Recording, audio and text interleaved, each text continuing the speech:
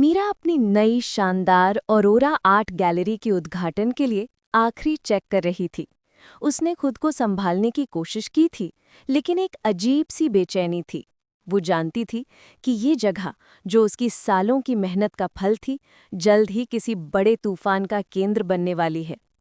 ठीक 11 बजे एक डरावनी काली रोल्स रॉयस फैंटम गैलरी के सामने एकदम से रुक गई, मानो ड्राइवर को पार्किंग के नियमों से कोई फर्क ही ना पड़ता हो। आर्यन मेहरा कार से बाहर निकला, परफेक्ट सूट, लाखों की घड़ी और एक ऐसी चाल के साथ जैसे वो पूरी दुनिया का इकलौता शासक हो। मीरा का खून खौल उठा। क्या बकवास है, वो जोर से बोली। आर्यन सीधा गैलरी के अंदर आया। उसने चारों ओर देखा, एक हल्की मुस्कान के साथ जो जानबूझकर चिढ़ाने वाली थी। वाह, $2 मिलियन का सेटअप, नॉट बैड मीरा, मेरी उम्मीदों से थोड़ा ऊपर है। मीरा ने अपने दोनों हाथ कमर पर रख लिए। उसका गुस्सा 7वें आसमान पर था। एक्सक्यूज मी, मिस्टर जो भी तुम हो, तुम्हारी क्या उम्मीदें हैं, इससे मुझे जरा भी फर्क नहीं पड़ता। आर्यन, जिसकी आंखें बर्फ सी ठंडी थी, आराम से कीमती मार्बल स्कल्पचर के पास खड़ा हो गया। वो अपने कोट की जेब से सिगरेट का डिब्बा निकालकर सिर्फ उसे घुमाने लगा, मानो मीरा हवा में बात कर रहे हो। ये देखकर मीरा को और भी गुस्सा आया। क्या कर रहे हो? यहाँ स्मोकिंग अलाउड नहीं है। ये एक आर्ट गैलरी है, कोई डर्टी बार नहीं है। आर्यन ने आंख उठाकर देखा और उसके चेहरे पर एक ऐसी मुस्कान थी जिसमें कुछ कशिश और बहुत सारा आत्मविश्वास था। ओह, माफ करना, मैंने सोचा शायद तुम मुझे मिस कर रही होगी। मैं तुम्हें डर्टी बार की याद दिला देता हूँ। मीरा चिल्ला उठी। बंद करो ये बकवास। तुम कौन होते हो यहाँ आने वाले? तुम्हें इनवाइट किसने किया? Get out now. आर्यन ने कंधे उचकाए। इतना गुस्सा? You're so hot when you're angry, baby। उसने अपनी बात जारी रखी, जैसे कि वो उसे बिल्कुल सुन ही नहीं रहा था। ये गैलरी, ये कामयाबी, ये सब मेरी वजह से है। याद है जब तुम्हें उस इंटरनेशनल बिजनेसमैन ने धोखा दिया था? तुम्हारा सारा पैसा डूब गया था। किसने तुम्हें लोन दिया था? किसने तुम्हें ये प्राइम प्रॉपर्टी दिलाई? मीरा का चेहरा गुस्से से लाल हो गया। तुमने लोन नहीं दिया था, तुमने डील की थी, और उस डील का मतलब ये नहीं है कि तुम मेरी जिंदगी के मालिक बन जाओगे। उसने अपनी आवाज तेज की, आत्मविश्वास और दृढ़ता के साथ। और हाँ, ध्यान से सुनो, Meera Singh Rathore, founder and CEO of Arora Arts, a highly successful entrepreneur. Aryan का चेहरा एकदम से गंभीर हो गया। वो अभी भी उस स्कल्पचर को सहला रहा था। नाम तो तुम्हें याद है? आर्यन ने कहा, और अचानक वो उस स्कल्पचर के बहुत करीब झुक गया। उसने अपनी जेब से एक पुरानी टूटी हुई चांदी की लॉकेट निकाली और उसे उस स्कल्पचर के बेस पर रख दिया। मीरा सिंह राठौड़। आर्यन की आवाज अब काफी कम थी, लेकिन उसने भयानक गंभीरता थी। ये लॉकेट, ये सिर्फ एक पुरानी चीज नहीं है। ये उस राज की चाबी है जिसे तुम्हारी फैमिली ने मुझसे और मेरे खानदान से चुराया था।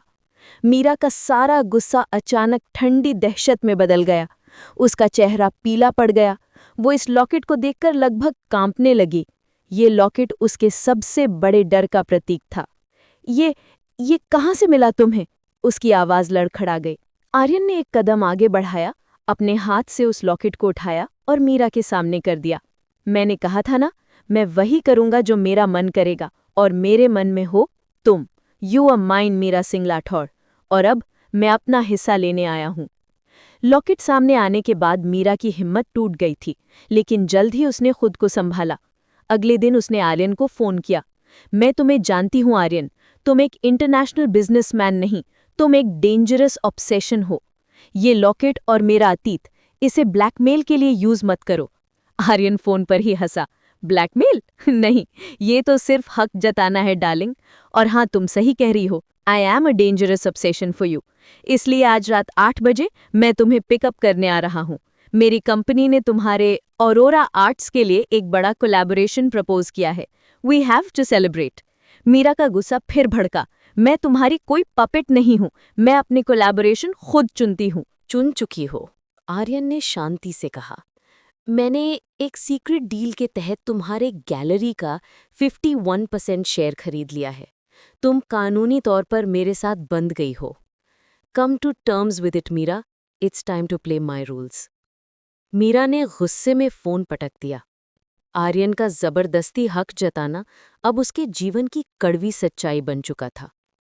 वो रात को एक साधारण पर एलिगेंट ब्लैक गाउन पहनकर तैयार हुई, इस इरादे से कि वो उसे उसकी हद बताएगी।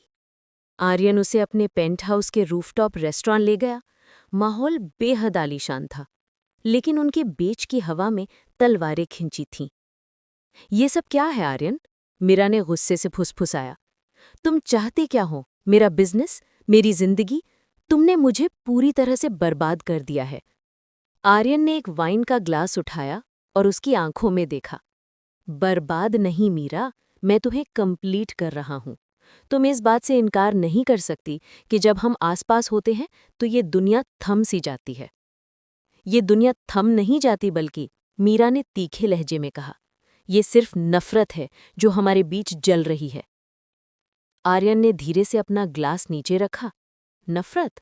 ठीक है, let me show you what hate feels like. अचानक उसने टेबल पर झुककर मीरा का हाथ पकड़ा। उसके स्पर्श से मीरा के शरीर में एक सिहरन दौड़ गई, जिसे वो नफरत से दबाना चाहती थी। छोड़ो मेरा हाथ तुम साइकिक! मीरा ने अपनी पूरी ताकत से खींचने की कोशिश की। तुम मुझसे लड़ती हो, लेकिन तुम्हारी आंखें कुछ और कहती हैं मीरा। तुम मेरी आंखों में देखो और कहो कि तुम मुझसे नफरत करती हो। मीरा ने उसकी गहरी आंखों में देखा। वो झूठ बोलना चाहती थी, लेकिन उसके शब्द गले में अटक गए। आर्यन ने अचानक अपनी कुर्सी से उठकर मीरा को अपने बाहों में उठा लिया और उसे रूफटॉप के कोने में ले गया, जहां अंधेरा और हवा का झोंका था। तुम तुम क्या कर रहे हो? मीरा ने हकलाकर कहा। वही जो मेरा मन कर रहा है। मैंने कहा था ना, मैं वही करता हूं। आर्यन ने फुसफुसाया। उसके चेहरे पर एक अजीब सी जीत थी। तुम सिर्फ मेरी हो। तुम्हारा गुस्सा, तुम्हारी नफरत, तुम्हारा प्यार, सब मेरा है। आर्यन का चेहरा उसके बहुत करीब था और उसके होंठों ने मीरा के होंठों को तेजी से अधिकार भरे अंदाज में पकड़ लिया और उसे पैशनेटली किस करने लगा, जिसमें सालों की दबी हुई हसरत और वर्तमान का जबरदस्ती हक जताना था। मीरा ने पहले तो उसे जोर से धकेला, अपने हाथों को उसके मजबूत सीने पर मारा, लेकिन आर्यन ने उसे और कस कर पकड़ लिया। उसके किस की तीव्रता बढ़ती गई। उसकी नफरत, उसका गुस्सा उस स्पर्श की आग में पिघलने लगा। उसके होंठों की कठोरता पिघल गई और उसने अनजाने में प्रतिक्रिया देनी शुरू कर दी। ये किस सिर्फ एक शारीरिक क्रिया नहीं थी, ये उनकी आत्माओं का टकराव था, जहां प्रेम ने नफरत के खिलाफ अपनी पहली जबरदस्त जीत दर्ज की थी। मीरा को लगा जैसे उसके भीतर का कोई बांध टूट गया हो और वो पूरी तरह से आर्यन के अधिकार और जुनून की लहर में डूब गई। जब आर्यन ने उसे धीरे से छोड़ा तो दोनों की सांसें तेज थीं। मीरा की आंखें झुकी हुई थीं। उसका विरोध टूट चुका था। नफरत अब भी महसूस हो रही है मिसेस राठौड़? आर्यन की आवाज अब शांत पर विजयी थी। चलो यहां से, मीरा ने धीमी आवाज में कहा, खुद को उसके बंधन से छुड़ाते हुए, पर अब उसके दिल में नफरत के साथ साथ एक बेकाबू प्यार भी धधक रहा था। अगली सुबह जब मीरा अपने गैलरी के दफ्तर में थी, खुद को आर्यन के कल रात के पैशनेटली किस की यादों से दूर रखने की कोशिश कर रही थी। तभी उसका असिस्टेंट भागता हुआ आया। मैम, मिस्टर आर्यन अपनी लीगल टीम के साथ आए हैं। वो कह रहे हैं कि उन्हें अब ऑरोरा आर्ट्स के हर ऑपरेशन को पर्सनली देखना है। मीरा ने गहरी सांस ली। उसे अंदर भेजो। आर्यन अंदर आया। उसके चेहरे पर कोई मुस्कान नहीं थी, केवल एक गंभीर बिजनेसमैन का भाव था। मीरा, अब ड्रामा बंद करो, उसने अपने लैपटॉप को टेबल पर खोलते हुए कहा। तुम्हारे पास एक बड़ा इंटरनेशनल आर्ट कॉन्क्लेव आ रहा है। ये गैलरी अब मेरी भी है। मैं अब तुम्हारी पर्सनल बॉडीगार्ड और पार्टनर दोनों हूं। ये तुम्हारा प्यार नहीं तो क्या है? मेरा ये जबरदस्ती हक जताना सिर्फ तुम्हारी सुरक्षा के लिए है। मीरा को उसके इस दोहरे व्यवहार पर गुस्सा आया, लेकिन पिछले रात के किस ने उसकी प्रतिरोधकता को कम कर दिया था। तुम ये सब मेरी मर्जी के बिना कर रहे हो आर्यन? क्या तुम्हें सच में लगता है कि ये रिश्ता कभी काम करेगा? रिश्ता काम करेगा या नहीं, ये समय बताएगा, आर्यन ने उसकी आंखों में देखते हुए कहा। लेकिन हमारे बीच जो आग है वो काम कर रही है। तुम मुझसे नफरत कर सकती हो, लेकिन तुम मेरी इंटेंसिटी को डिनाई नहीं कर सकती। उसी शाम इंटरनेशनल आर्ट कॉन्क्लेव शुरू हुआ। मीरा ने एक गहरा नेवी ब्लू गाउन पहना था जो उसकी खूबसूरती को और अट्रैक्टिव लुक दे रहा था। वो जहाँ भी जाती, आर्यन एक अदृश्य दीवार की तरह उसके आसपास मौजूद रहता। एक शांत कोने में जहाँ मध्यम रोशनी थी, आर्यन ने मीरा को दीवार के पास खींचा। तुम क्यों इतनी हॉट दिख रही हो? उसकी आवाज़ फुसफुसाहट से थोड़ी ही ऊपर थी। मीरा ने गुस्से में फुसफुसाया, दूर रहो, लोग हमें देख रहे हैं। मैं एक प्रोफेशनल सीईओ हूँ। मैं भी एक सीरियस बिजनेसमैन हूँ, आर्यन ने कहा, और उसका हाथ धीरे धीरे मीरा के गाउन पर फिसलने लगा। लेकिन मेरा मन कर रहा है कि मैं तुम्हें यहीं सबके सामने अपना पैशनेटली किस दूं। मीरा का दिल तेजी से धड़कने लगा। वो जानती थी कि वो इसे रोक नहीं पाएगी। उसके पूरे वजूद में बेचैनी सी होने लगी, जो आर्यन के आसपास होने से शुरू हो जाता था। पार्टी खत्म होने पर आर्यन उसे अपने पेंट हाउस ले गया। इस बार माहौल पूरी तरह से अलग था। वहाँ केवल मोमबत्तियाँ थीं और हवा में धीमी अंतरंग संगीत गूंज रहा था। मुझे ये नाटक नहीं चाहिए आर्यन, मीरा ने कहा, लेकिन उसकी आवाज़ में अब कोई गुस्सा नहीं था, बस एक आत्मसमर्पण था। ये नाटक नहीं है मीरा, आर्यन ने उसे धीरे से अपने करीब करते हुए कहा, ये सच्चाई है। उसने उसके गाउन की जिप को धीरे से नीचे किया। उसका स्पर्श बिजली के झटके जैसा था और मीरा ने अपनी आंखें बंद कर लीं। वो चाहकर भी उसे रोक नहीं पा रही थी। आर्यन ने उसे अपनी बाहों में उठाया और उसे बिस्तर पर लेटा दिया। उसके स्पर्श अब अधिक कोमल लेकिन बेहद पैशनेट थे। वो जानते थे कि ये केवल शारीरिक आकर्षण नहीं है, ये उस बंधन की पूर्ति है जिसे वो बरसों से नकार रहे थे। आर्यन ने धीरे से मीरा के माथे पर, फिर उसके गालों पर और अंत में उसके होठों पर अपना होंठ रखा। ये किस गहरा, धीमा और बेहद पैशनेट था, जो उनकी पुरानी नफरत की दीवारों को तोड़ रहा था। इस किस में कोई जबरदस्ती हक जताना नहीं था, सिर्फ प्यार और एहसास था। मीरा ने भी उसे उतनी ही तीव्रता से प्रतिक्रिया दी, ये स्वीकार करते हुए कि वो इस आदमी से बेतहाशा प्यार करती है। उसका साथ पाकर वो और जुनूनी हुआ। उसने उसे हर पर्दे से आज़ाद कर दिया और अब मीरा उसका साथ देने लगी। उनकी शिकायतें, उनका अतीत, सब उस पल के तीव्र जुनून में कहीं खो गया। ये उनका सबसे सच्चा, सबसे खूबसूरत पल था। इस अंतरंगता में मीरा का दिल पूरी तरह से पिघल गया। रात की तीव्र पैशनेट अंतरंगता के बाद मीरा आर्यन की बाहों में सो रही थी। ये पहली बार था जब उसे इतनी शांति महसूस हुई थी, जैसे उसका दिल आखिरकार अपने सही ठिकाने पर पहुंच गया हो। आर्यन पहले उठा। अपनी बाहों में सोती मीरा को देख वो मुस्कुराया और उसके माथे पर किस करके वो धीरे से उठा और एक कोने में जाकर खड़ा हो गया। उसने अपनी जेब से वही पुराना टूटा हुआ चांदी का लॉकेट निकाला।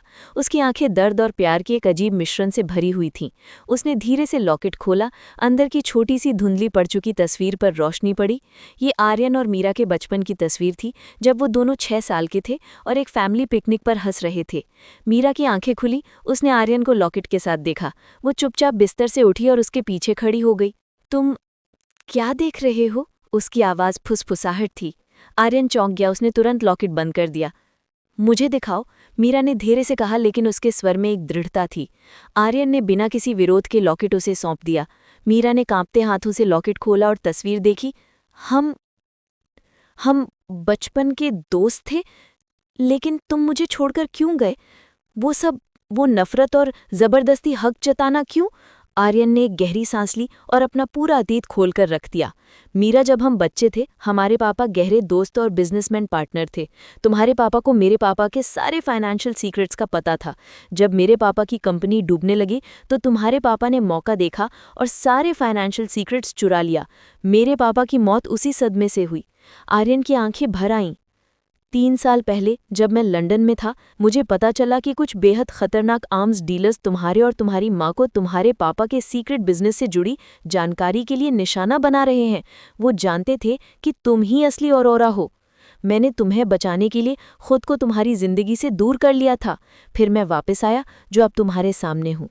वो सारा ड्रामा, वो ज़बरदस्ती हक जताना, मैं चाहता था कि तुम मुझसे नफरत करो और मुझसे दूर रहो, और इस तरह तुम सुरक्षित रहो।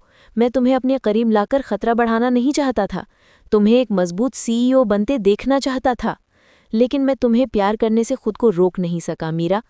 मीरा की आंखों से आंसू बहने लगे। मीरा ने धीरे से लॉकेट बंद किया और आर्यन के सीने से लगा दिया। तुमने इतना दर्द क्यों सहा, माय बिजनेसमैन? उसने फुसफुसाया। हम ये सब मिलकर कर सकते थे। तुमने मुझसे झूठ क्यों बोला? क्योंकि मैं तुम्हें खोने से डरता था, आर्यन ने उसे कसकर गले लगाते हुए कहा। अब कोई राज नहीं, हमारा सारा सस्पेंस खत्म हो गया है। उसने मीरा का चेहरा ऊपर उठाया और उसके होठों पर किस करने लगा। इस बार का किस किसी अधिकार या जबरदस्ती का नहीं था, ये सच्चे प्यार, विश्वास और जुनून का प्रतीक था। उन्होंने केवल अपने अतीत को स्वीकार नहीं किया, बल्कि एक दूसरे को भी स्वीकार किया, जैसे वो सच में थे, दो आत्माएं जो हमेशा से एक दूसरे के लिए बनी थीं। दोस्तों, उम्मीद है आपको हमारी ये कहानी बहुत पसंद आई होगी। अगर पसंद आई है तो वीडियो को लाइक, चैनल को सब्सक्राइब ज़रूर करें। वीडियो देखने के लिए आपका बहुत बहुत धन्यवाद।